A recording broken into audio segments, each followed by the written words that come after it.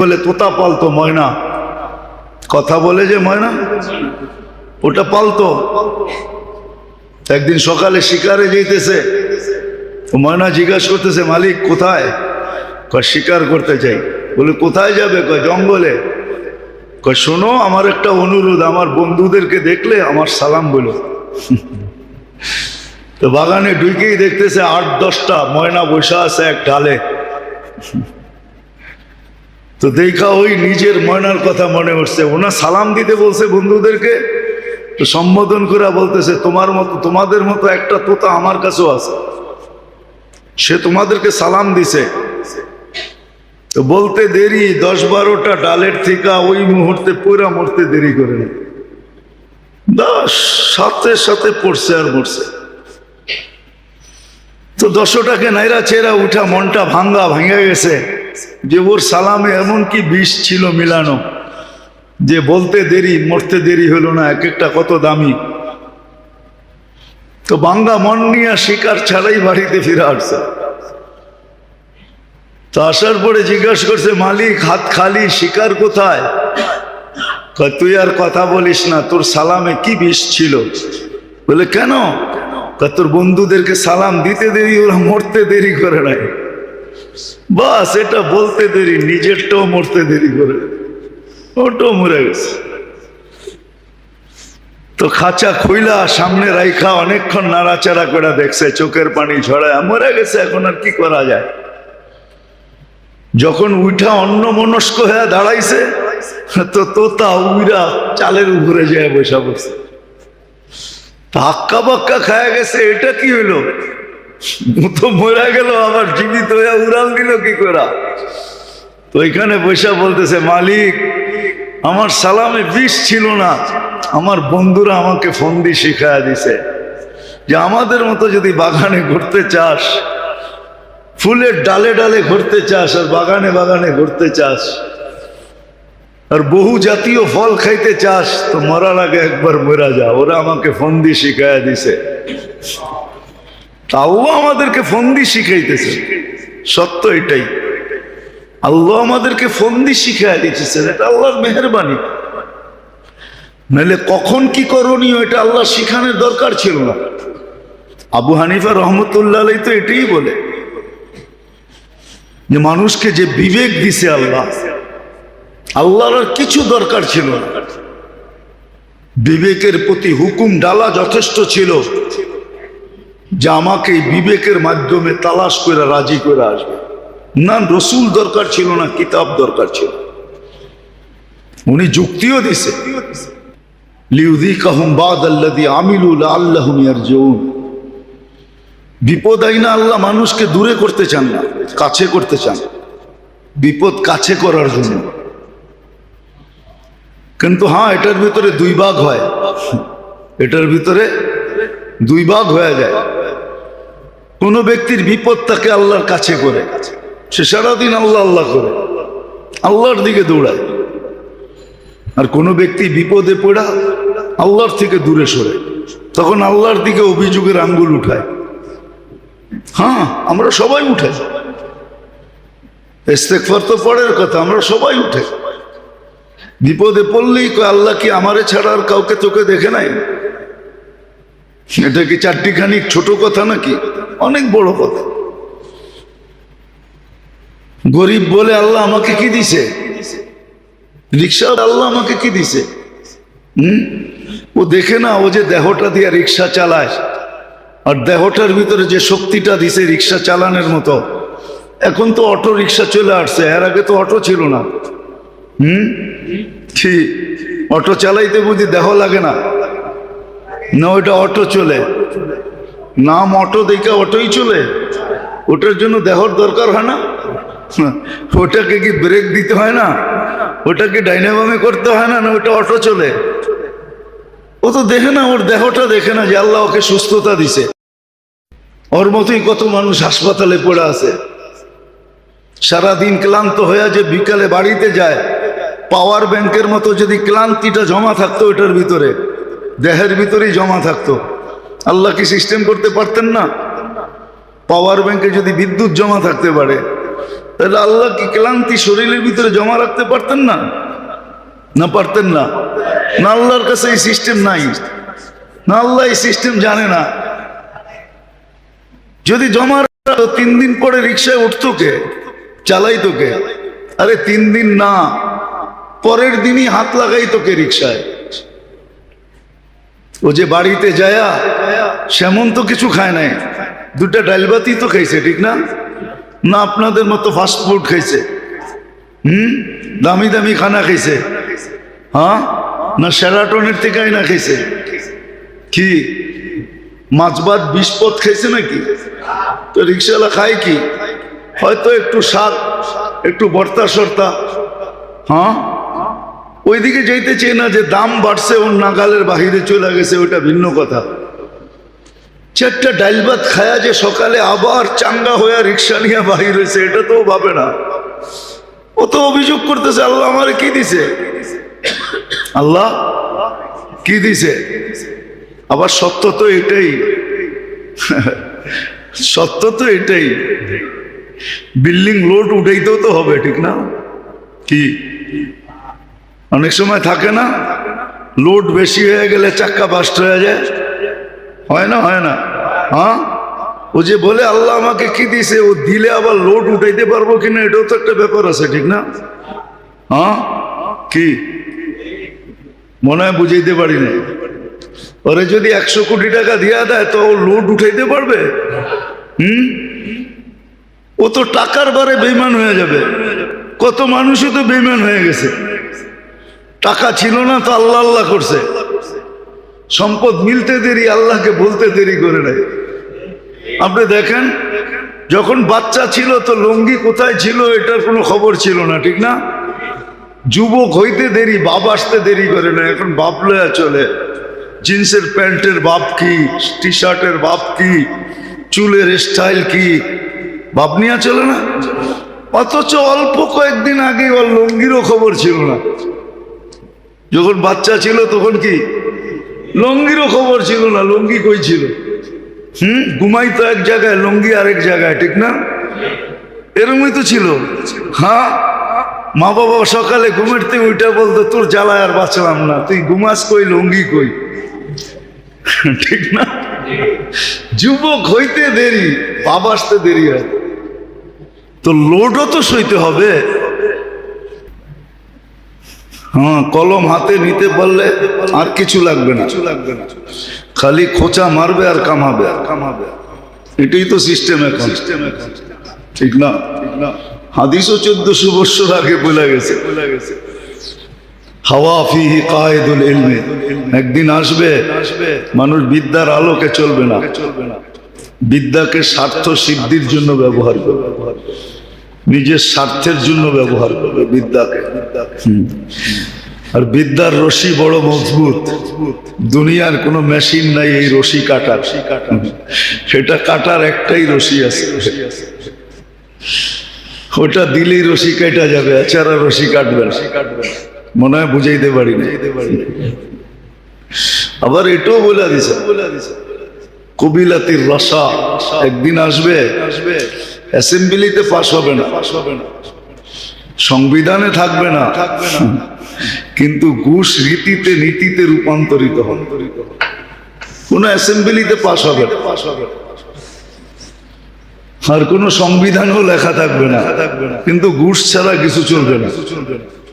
1400 বছর আগে। আর মুসলিম সমাজের জন্য বলছে, কোন কাফের সমাজের জন্য না। আল্লাহ এরকম ক্ষুদ্র জিনিস দিয়ে, আল্লাহ নিয়মই এরকম। আপনি ভাবলে দেখবেন, আবাবিল তো চিনেন না, আমাদের দেশে সচরাচর এই পাখি নাই। আমাদের দেশে ছোট থাকলে আছে চড়াই, ঠিক না? আবাবিল চড়াইর চেয়েও ছোট।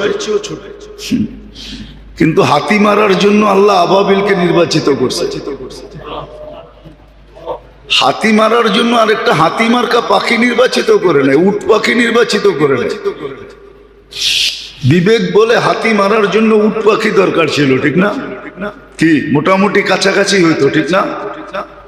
হ্যাঁ, কি লজিক তো এটাই বলে। সামনে যত বড় শক্তি, আমাকেও হচ্ছে বড় শক্তি নিয়ে দাঁড়াইতে হবে, ঠিক না?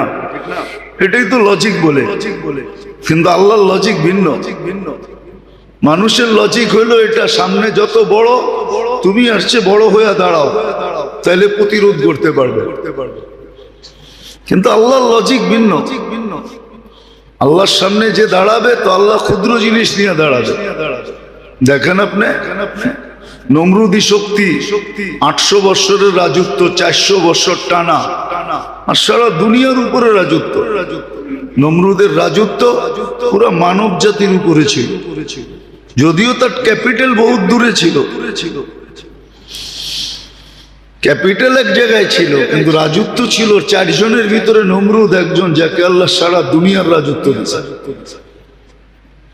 কিন্তু তার বিরুদ্ধে আল্লাহ দাঁড় করাইছে মশাকে। দুনিয়ার লজিকের বিলকুল উল্টা। দুনিয়ার লজিক বলে সামনেওয়ালা এক মুখা দিছে, তুমি 3টা মারো, তাইলে তুমি বোঝা যাবে পাওয়ারফুল। কিন্তু আল্লাহর লজিক এরকম না, আল্লাহর লজিক বিলকুল উল্টা। মানুষ ভাবে না। তো আল্লাহ মশাকে নির্বাচিত করছে নমরুদি বাহিনীকে মারার জন্য, আর কিছু না, শুধু মশা। নমরুদের জন্য মশা। আবার ভালো মশা যদি হইতো তাহলে মনটাকে বুঝাইতে পারতাম, তাও ল্যাংরা, পাও নাই। হাসার জন্য না, ভাবার জন্য।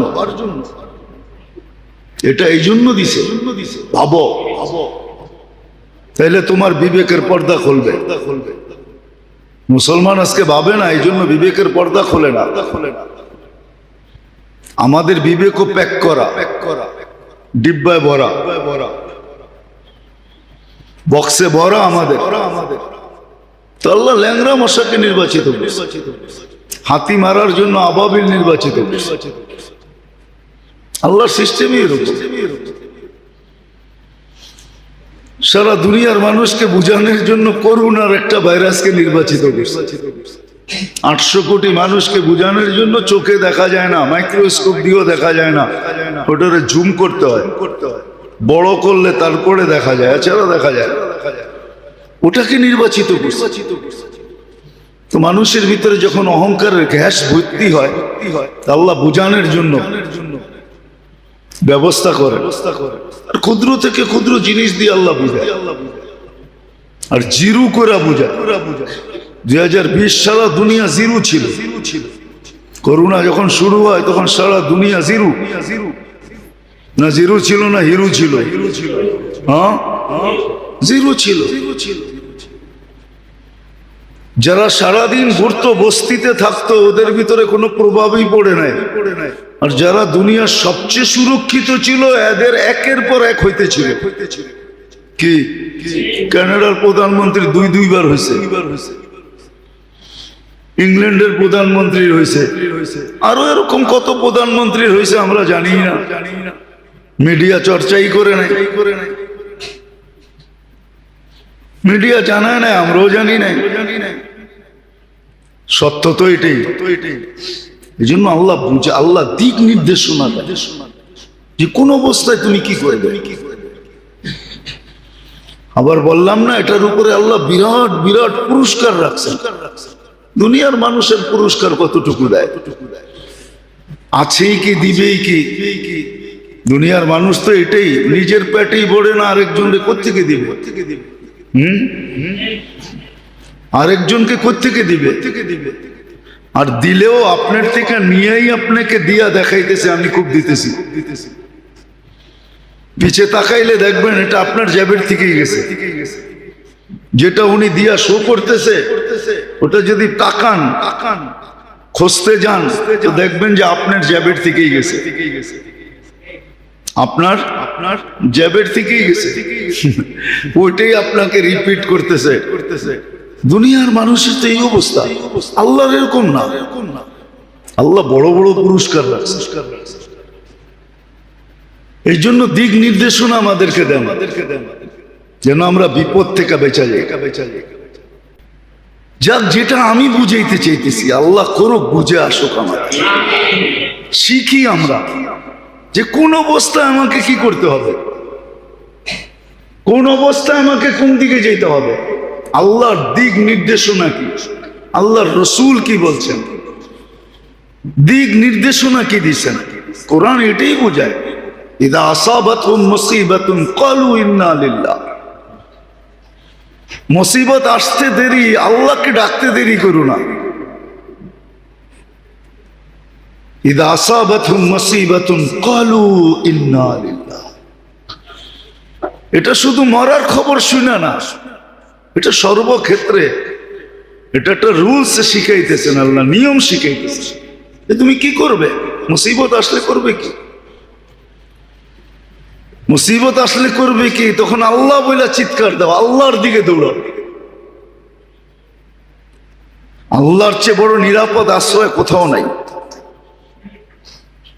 আল্লাহ সবচেয়ে বড় নিরাপদ আশ্রয়, আল্লাহর চেয়ে বড় নিরাপদ আশ্রয় কোথাও নেই। এটাই সত্য। যদিও বিবেক বুঝবে না, বুদ্ধি বুঝবে না, বিদ্যা বুঝবে না, কেননা এখন তো পুরাটাই আমাদের জীবন উল্টা গঙ্গা। গঙ্গা এখন উল্টা বাইতেছে, সিধা না, সব উল্টা। পুরা বিবেক বুদ্ধি বিদ্যা সবকিছু উল্টা ছাপ। এই জন্য বুঝাবে না, বিবেক বুঝাবে না, বুদ্ধি বুঝাবে না, বিদ্যা আমাদেরকে বুঝাবে না। কিন্তু মুসলমান হিসাবে সত্য এটাই, মুসিবত আসলে আল্লাহ বলে চিৎকার দাও, আল্লাহ বলে চিৎকার দাও, আল্লাহর দিকে দৌড় দাও। ফিরু ইলাল্লাহ, আল্লাহর দিকে ভাবো। ওয়াইদা আসাবাতহুম মুসিবাতুন ক্বালু ইন্না লিল্লাহ ওয়া ইন্না ইলাইহি রাজিউন। একটা কথা আছে না, কালকে যাওয়ার চেয়ে আজকে যাওয়াই ভালো। কালকে যাওয়ার চেয়ে, মাঝে মাঝে বলে না, আরে কালকে যখন যেতে হবে আজকেই যাইগা, আজকেই। হ্যাঁ, কোরআনও আমাকে এটাই বুঝিয়েছে, কালকে কিন্তু তোমাকে আল্লাহর কাছে যেতে হবে, বিদে আজকেই যাও, আজকেই আল্লাহর কাছে হও। কোরআন এটাই বুঝিয়েছে যে কালকে কিন্তু তোমাকে বাধ্য হয়ে আল্লাহর কাছে যেতে হবে। বাধ্য হয়ে যাওয়ার চেয়ে সদ ইচ্ছা আল্লাহর কাছে যাও, আল্লাহর কাছে যাও। মনীষীরা বড় সুন্দরভাবে বুঝাইছেন। ইবনুল কাইয়ুম জাওজি রহমতুল্লাহ আলাইহি বুঝাইছেন, ওনার কিতাবে আছে। যদিও কাহিনী, কিন্তু শিক্ষামূলক কাহিনী। যা হোক, যেটা বুঝাইতে চেয়েছি, সুরক্ষিত করে, লালন পালনও করে, আবার 24 ঘন্টার দিক নির্দেশনাও দেয় যে কখন কি করবে, এই দিক নির্দেশনাও আছে। আল্লাহ মানুষকে দিক নির্দেশনা দিয়েছে।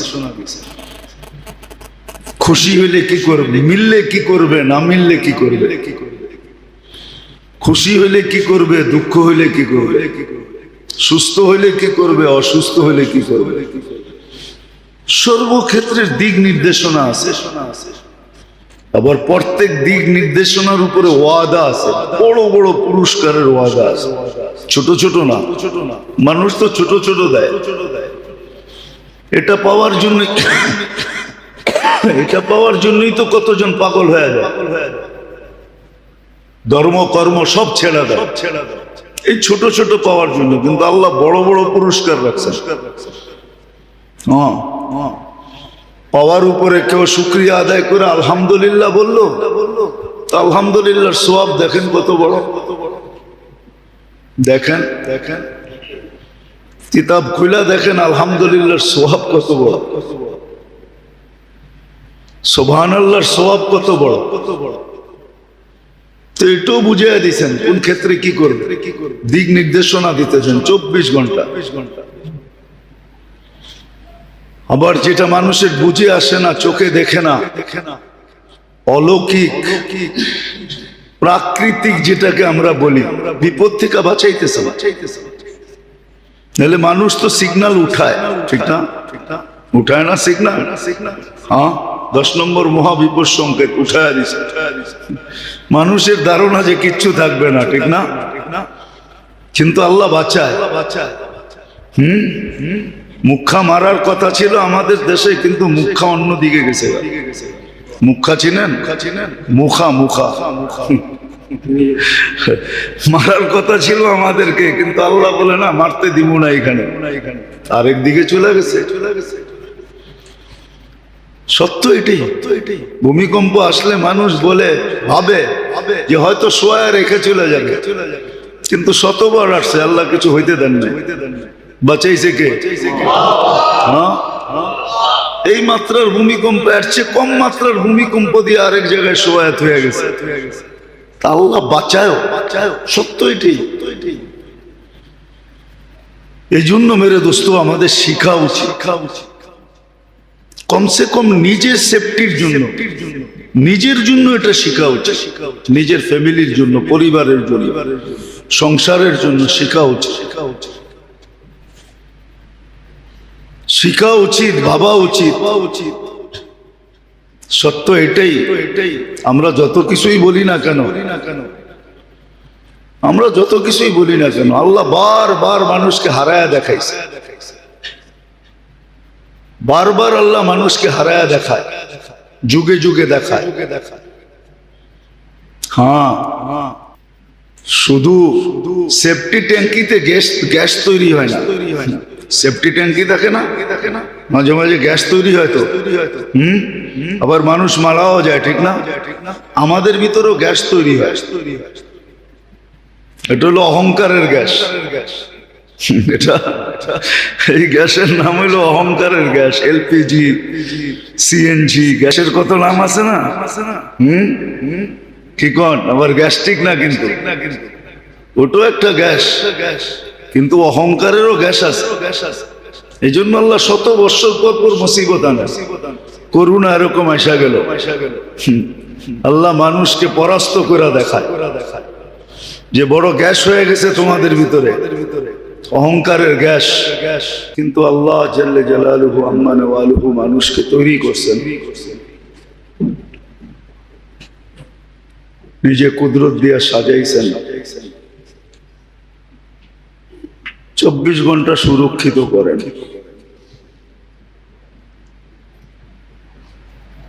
যেটাকে আরেক শব্দে বলা চলে 24 ঘন্টা কুদরতের চোখে চোখে রাখেন।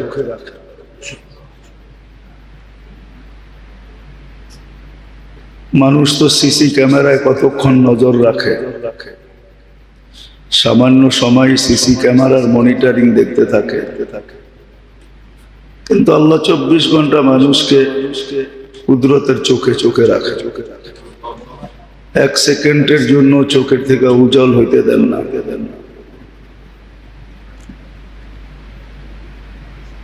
অস্তিত্ব দিলেন, সাজাইলেন, সুরক্ষিত করলেন, চোখে চোখেও রাখেন, আবার লালন পালনও করেন।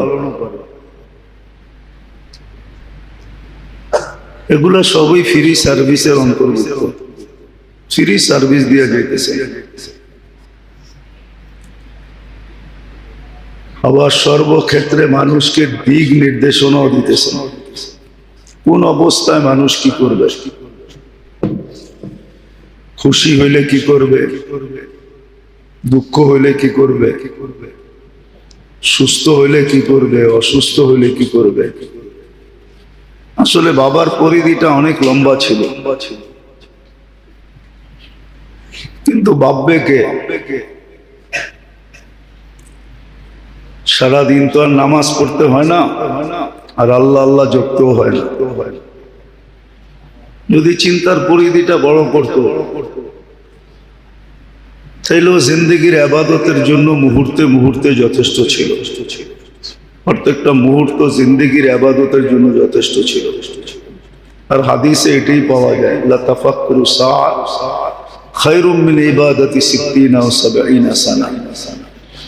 সামান্য মুহূর্তের চিন্তা 60-70 বছর টানা কন্টিনিউ বন্দেগীর চেয়েও উত্তম। তাও কবুল, বন্দেগী করার পরে তো একটা সন্দেহ থাকে, কবুল হলো কি হলো না।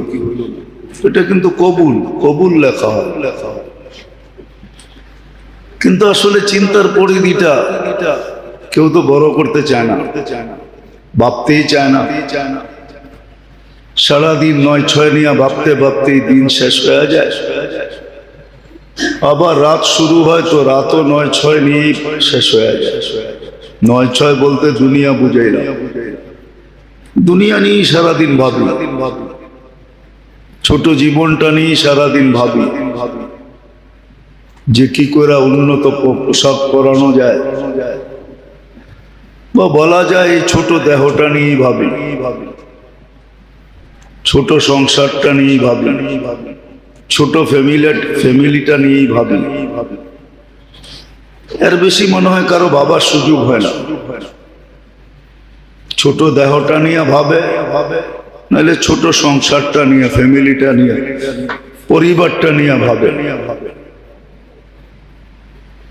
না। আজকাল তো আর মানুষের ডজন ডজন বাচ্চা হয় না, 2 জন 3 জন, এটাই বেশি, ঠিক না? বেশিরভাগই তো 2 জন। ডজন ডজন বাচ্চা তো আর এখন মানুষ নেয়ও না, হয়ও না। সত্য তো এটাই। 1 জন 2 জন, এই 4 জন নিয়েই ভাবনা। এন্টার ফ্যামিলি নিয়ে ভাবে খুব কম লোক। কি বলেন, সত্য না? ভাই ব্রাদার, ভাই বোন, আত্মীয় স্বজন নিয়ে মানুষের ভাবনা খুব কম ভাবে। প্রবাদ বাক্যই বানায় নিছে, নিজের চরখায় তেল দাও।